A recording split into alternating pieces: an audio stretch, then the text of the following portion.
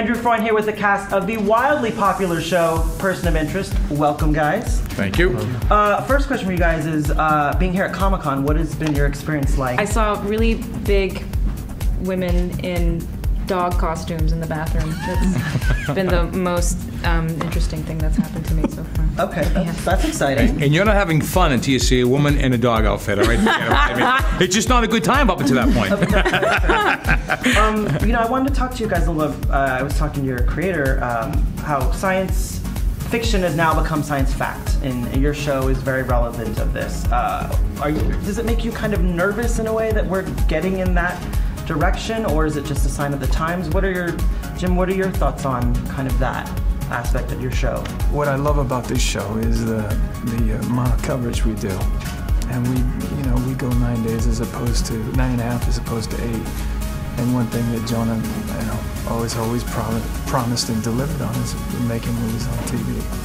So as long as that medium's met, and now we just happen to be in something that is quite talked about extensively. And I know this because my cell phone continually lights up about Snowden, the NSA, and everything. Your thoughts, Mr. Emerson? Well, I suppose there's reason to be anxious in the world we live in, but I can't take it too personally because the problem is too large and too subtle for me to do anything about it. I don't know how I could change my behavior or the behavior of others to make an adjustment to an over electronic or an over watched or monitored world. So I guess it's one more thing that makes you a little passive, and you hope that it does not come around and bite you on the rear end someday. Let's talk about how the season wrapped up, and also I want to talk about how you two are some pretty badass ladies. I'm mildly scared of both of you right now. All right, as I am. Tell me a little about kind of you two, how the season is wrapped up. In respect to Shaw, after she definitely had a vendetta for Root, and once she saw Root, I thought she was going to kill her based on what I said last time about you, and then she, after we rescued Finch and I got Root. Shaw just kind of disappeared, and I think, the thing with her, she's kind of a man without a country right now, and her own government has turned against her, and she's a character who is she's very mysterious, and she's very subtle, and she lives quite comfortably on the outside of things, and even this year, as she's kind of become a helping hand to Reese and Finch, there's still an element, well, there's a large element actually, that there's still a lot of mistrust. I think, she really doesn't know if she can trust these guys or not, and I think for her that's a very smart place to be.